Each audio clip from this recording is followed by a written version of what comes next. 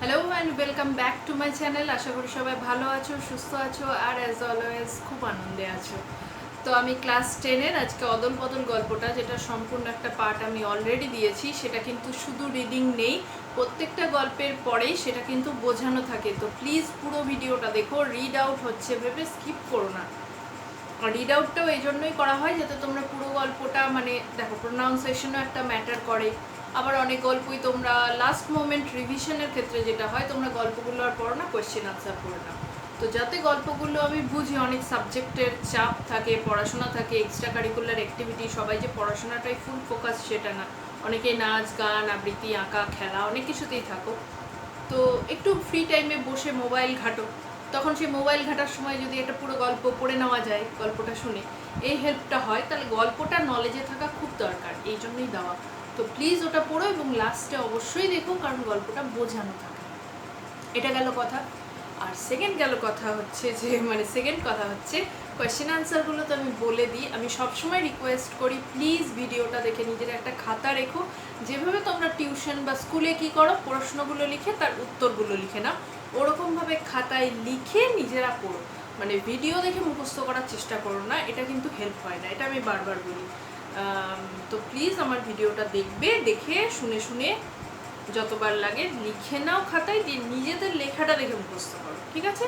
R any problem please comment section তোমাদের জন্য always open, অবশ্যই লিখো, তোমাদের মতামত জানিও। I am always happy to give you the answer, যতটা পারবো ঠিকভাবে করবো, ওকে? আর খুব শিগগিরই তোমাদের ইতিহাসের প্রশ্নোত্তর আমি একে একে সবই শুরু করবো, সবকটা সাবজেক্টই। তো খুব শিগগিরই তোমাদের ইতিহাসটা শুরু করতে আমি চলেছি, ঠিক আছে? So keep watching. শুরু করো। আজকের প্রথম প্রশ্ন, অদল বদল গল্পের বিষয়বস্তু বা সার সংক্ষেপ লেখো।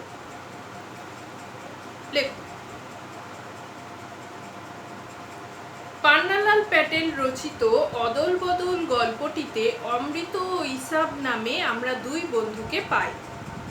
এই দুই বন্ধুর সবকিছুই একরকম, তাদের বাড়িও মুখোমুখি, তাদের মধ্যে পার্থক্য শুধু একটাই, অমৃতর রয়েছে মা বাবা আর 3 ভাই, সেখানে ইসাব থাকে শুধু তার বাবার সঙ্গে। এমনকি হোলির দিনে তাদের দুজনের পোশাকও একরকম হয়, দুজনের মধ্যে খুব বন্ধুত্ব। ইসাবের জামা ছিঁড়ে যাওয়ায় সে নতুন জামা পেয়েছিল, কিন্তু অমৃতের নতুন জামা থাকা সত্ত্বেও সে ইসাবের মতোই জামা কেনার জেদ করে। অবশেষে অমৃত নতুন জামা পেয়েও যায়। এরপর নতুন জামা পরে বাড়ি থেকে বেরিয়ে পড়ে অমৃত। নতুন জামাটা নোংরা হয়ে যায়, এটা সে কোনোভাবেই চায়নি। অমৃতের অনিচ্ছা সত্ত্বেও কালিয়া নামে একটি ছেলে তাকে কুস্তি লড়ার জন্য বলে, কিন্তু অমৃত লড়তে রাজি না হলে তাকে মাটিতে ছুঁড়ে ফেলে দেয় সে। সেই দৃশ্য দেখে অমৃতর বন্ধু ইসাব রেগে গিয়ে কালিয়াকে কুস্তিতে হারিয়ে দেয়। এই ঘটনার পর যখন তারা বাড়ির পথে এগোয়, তখন অমৃত লক্ষ্য করে ইসাবের নতুন জামাটা ছিঁড়ে গেছে। ইসাব জানতো তার বাবা ছেঁড়া জামা দেখলে তার কপালে দুর্ভোগ আছে, কারণ তার বাবা অনেক কষ্টে সুদখোরের কাছ থেকে টাকা ধার নিয়ে জামাটা তৈরি করে দিয়েছেন। ইসাবকে ভয় পেতে দেখে অমৃত ইসাবকে জামা অদল বদলের বুদ্ধি দেয়। তারা নিজেদের জামা বদলে নেয়, ইসাবের ছেঁড়া জামা অমৃত পরে নেয়, কারণ অমৃত জানতো বাবা তাকে বকলেও তার মা তাকে বাঁচিয়ে দেবে। কিন্তু ইসাবের মা নেই বলে বাবার কাছে সে মার খেলে কেউ তাকে বাঁচাতে আসবে না। কুস্তির ঘটনা জামা অদল বদলের ঘটনা থেকে বোঝা যায় তাদের মধ্যে বন্ধুত্ব কত গভীর ছিল। এই জামা অদল বদলের ঘটনায় ইসবের বাবা দেখলে তার মন আনন্দে ভরে যায়। তিনি অমৃতর মা ও পরামর্শীর কাছে এই জামা অদল বদলের ঘটনা বলেন। ইসাব আর অমৃতর পরস্পরের প্রতি ভালোবাসার গল্প শুনে সকলে খুব খুশি হয়। গ্রামের প্রধান এই ঘটনা শুনে ঘোষণা করেন যে সেদিন থেকেই অমৃত আর ইসাবকে যথাক্রমে অদল এবং বদল বলেই সবাইকে ডাকবে। আর এই অদল বদল ডাকে তারা দুজনও অপ্রস্তুত না হয়ে বরং খুশিই হয়। সেকেন্ড হচ্ছে, অদল বদল গল্পের নামকরণের তাৎপর্য লেখো। আনসার, যে কোনো সাহিত্য রচনার মূল ভাব বা বিষয় পাঠকের কাছে ফুটে ওঠে রচনার নামকরণের মাধ্যমে। নামকরণ প্রতিটি সাহিত্যকর্মের ক্ষেত্রেই গুরুত্বপূর্ণ ভূমিকা গ্রহণ করে। নামকরণ সাধারণত বিষয়বস্তু কেন্দ্রিক, চরিত্র কেন্দ্রিক, ভাব অনুযায়ী, আবার কখনো বা ব্যঞ্জনাধর্মী হয়ে থাকে। পান্নালাল প্যাটেলের লেখা অদল বদল গল্পটির নামকরণ করা হয়েছে মূলত গল্পের বিষয়বস্তুকে কেন্দ্র করে। এই গল্পে আমরা দুই বন্ধুর কাহিনী পাই। তাদের সবকিছুই প্রায় একরকম ছিল, এমনকি তারা জামাও পরতো একরকম। একজনের বিপদে অন্যজন সবসময় এগিয়ে আসতো। ইসাব আর অমৃত দুজনেই হোলি উপলক্ষে পেয়েছিল নতুন জামা, আর সেই জামা যাতে না ছেঁড়ে সে ব্যাপারে দুজনেই সচেতন ছিল। কারণ তারা জানতো জামা ছিঁড়লে আর সেটা বাড়ির লোকেরা জানতে পেলে তাদের কপালে খুব দুঃখ আছে। হোলির দিন বিকেলবেলায় কালিয়া অমৃতকে কুস্তি লড়ার নাম করে মাটিতে ফেলে দেয়। সেই ঘটনা দেখে ইসাবের মেজাজ চড়ে যায়।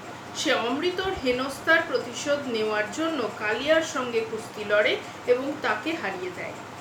কিন্তু কুস্তি লড়তে গিয়ে তারা নতুন জামা ছিঁড়ে যায়।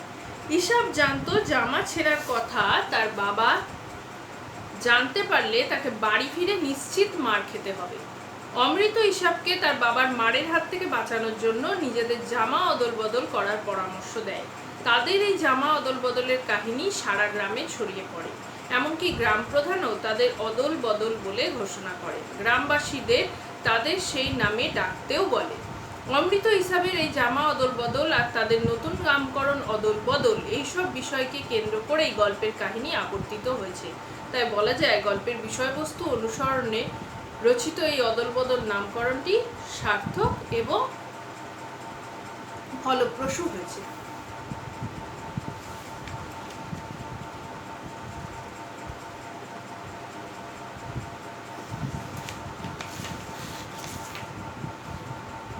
আচ্ছা, আমি যেমন টিকা লেখায় ছোট ছোট কয়েকটা ওয়ার্ড মিনিং, যারা আমার ভিডিও দেখো তারা তো জানোই, তো কিছু ওয়ার্ড মিনিং দিচ্ছি। এগুলো ওয়ার্ড মিনিং হিসাবে ব্যাকরণের ছোট প্রশ্নে আসতে পারে, আবার বড় প্রশ্নের পার্ট মার্কিংয়ে 1 নাম্বার হিসাবেও আসতে পারে। লিখে রাখো, আর গল্প বোঝার ক্ষেত্রেও তোমাদের হেল্প হবে।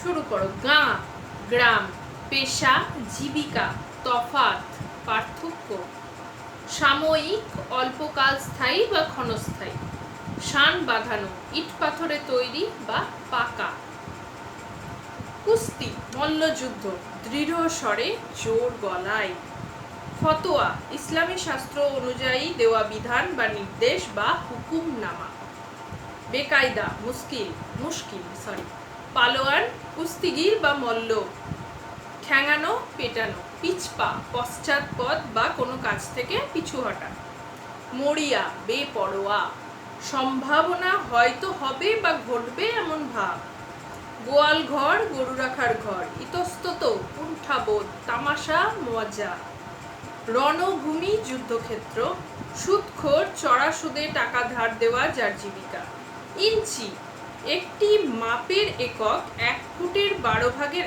1 ভাগ হলো 1 ইঞ্চি। ঠিক আছে। গড়রাজি, অনিচ্ছুক বা নিমরাজিও বলতে পারো। দঙ্গল, দল, ঘোরালো, জটিল। রিফু, ছুঁচ সুতো দিয়ে বুনে জীর্ণ জামা কাপড় মেরামত করা বা ছেঁড়া জায়গা মেরামত করার একটা পদ্ধতি। দাওয়া, বারান্দা বা রোয়া, খাটিয়া, দড়ি ও বাঁশ দিয়ে তৈরি হালকা খাট বিশেষ। হুঁকো, নলচে লাগানো নারকোলের খোলে তৈরি দেশি প্রথায় ধূমপানের যন্ত্র বিশেষ। এটা আগে ছিল, এখন আবার বিভিন্ন বারে বা পার্লারে হুক্কা পার্লার হয়েছে না, সেখানে আবার দেখা যায়। এটা কিন্তু অতি প্রাচীন জিনিস, এখনকার নতুন কিছু আবিষ্কার না। ভান, ছল, খাঁটি, বিশুদ্ধ বা ভেজালহীন, অপ্রস্তুত, প্রস্তুত বা তৈরি হয়নি এমন বা বিব্রত। গ্রাম প্রধান, গ্রামের নেতা বা মোড়ল। মুখরিত, কোলাহলপূর্ণ। লাস্ট লেখো, পালন, ভরণ পোষণ। আচ্ছা, একটা শর্ট কোশ্চেন লেখো, মানে যাই হোক, অদল বদল গল্পের উৎস লেখো।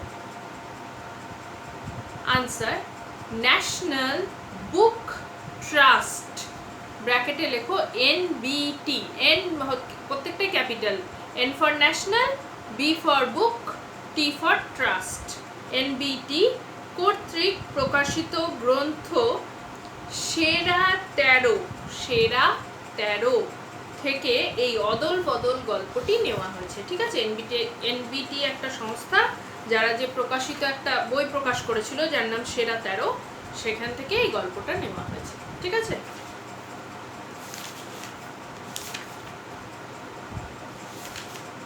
আজকে এতটাই থাক।